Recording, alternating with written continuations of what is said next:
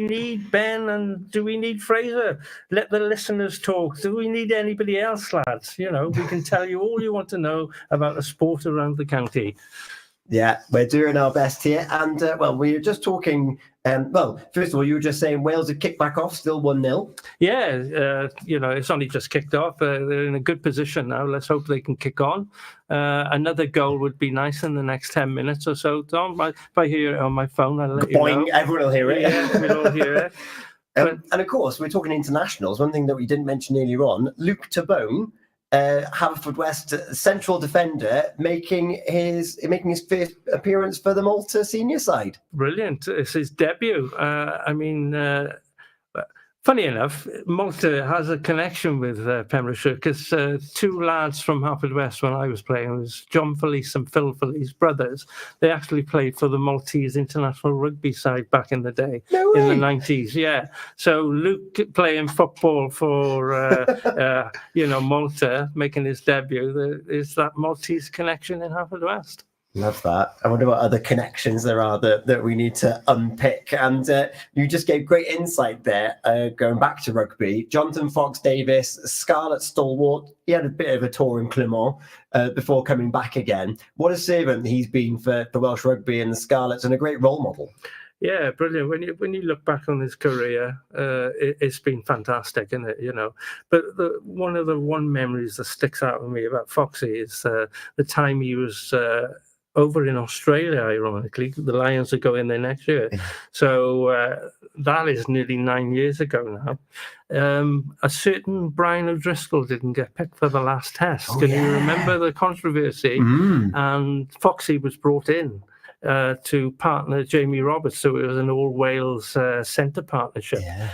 And Mr. Gatlin proved right, because they tore Australia apart that particular day, and Foxy had a tremendous game, and he didn't look back. He kept going forward, and he played in New Zealand as well with the Lions. Obviously I've mentioned he played for Wales when they won Grand Slams in the past. He's been an integral part of Gatlin's plans, and he's had a great career. It's one that you could only dream of, to be honest with you. But Foxy, you've done Pembrokeshire proud, even though a lot of people say they Carmarthenshire. But we'll have him now that he's had a great career. We'll take them on. Of course, you mentioned Jamie Roberts there. What a centre partnership they forged during that first Gatland era. Yeah, I mean, Jamie Roberts was exceptionally strong. He punched the holes. Foxy could be on the outside of him, picking up the pieces and releasing other players, and he was good at that. But defensively, he was very good, and he was really renowned for his fending off. He was very good at that. He could fend people off quite comfortably. He could send them back a few yards, couldn't he? Could. I'm in a WhatsApp chat group which is called Foxy's Handoff. In memory of it. There you go. And I got to meet him at the county show. He's a gentleman. He is a gentleman. And I said, I've actually got a chat which is named in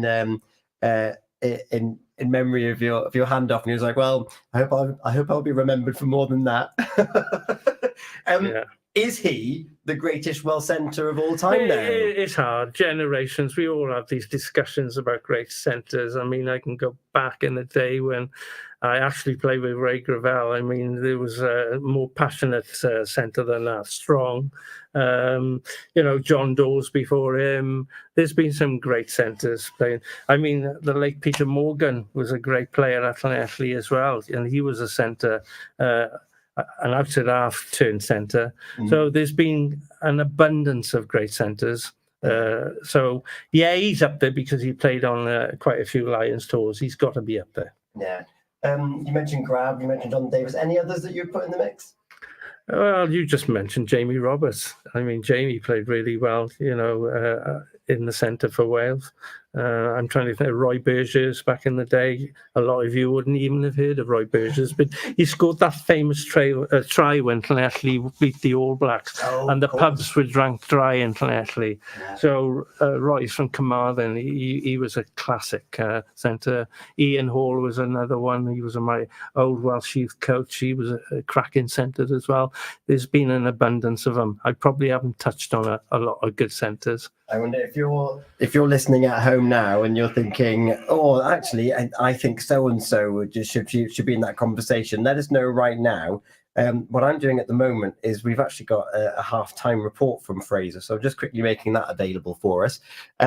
Local rugby. What have you found? Well, first of all, I don't know if is going to be happy with me outing him here on the radio, but someone's making a comeback after 5 years for Milford. Who might that be? Yes. That'll be Darren Lewis. Oh, he's row. making another comeback. Apparently so. Okay. I've declared it now, so you've got no choice. Well, good luck, Darren. You're going to need it. They got Bettys. Poor old Milford didn't fulfil their fixture. I think it's the second one they haven't done. I never like seeing that, to be honest with you. You know, so early in the season, not having enough players available. But hopefully this coming weekend, the Mariners will be back on the pitch and doing the business. With Darren there as well. Are we going to go through some of the results? I haven't got them in front of me. I know Narberth had a very difficult game. But we're actually running out of time a little bit here on the sports show. Perhaps Narberth would be glad I'm not going to talk about them then. That's fine. I'm just going to play this quickly.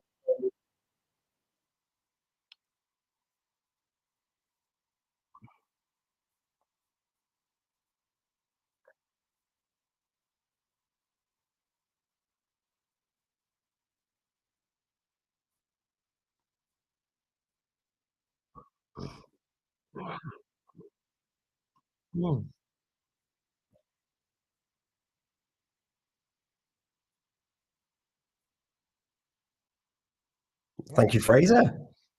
Okay, considering we can't see it, he's given us a lovely update there. It's nice to see that Cullen has got on the end of one cross, but unfortunately put it over. Hopefully he'll get on the score sheet now shortly. Hopefully. Keep us posted, guys. Keep us posted. Keep us posted, and we'll have all the analysis, and we'll look back on this next week on the Pure Sports Show's Eaton-Evans and Morris Solicitors. And of course, the women have got their matches coming up in the next couple of weeks as well, with Harrod James as the captain, permanent captain. So all that to look forward to. That's brilliant that Ang Harrod has been picked as the first choice captain. I mean, she has over 100 caps to her name. She has bags of experience. And what's more, she's a local Pembrokeshire girl who went to school in Preseli, same school as Joe Allen. All right, we've been through all these stories, but yeah, well done. And obviously, her dad Clive and mother and the whole of the family must be really ecstatic with that news, and we're delighted with it as well. As is my Welsh tutor who knows them both. Big. I'll pass on your words to them when I come around to see them. Gordon, as ever, thank you so much for your time on a Monday evening. You heard him earlier on the golf slot on the first hour of the Pure Sports with the Eaton-Evans and Morris. The mood train with Kieran Thomas is rolling into the station, so don't go anywhere. We'll be back next week with another Pure West Sport. Thank you, Gord. Thank you, Tom.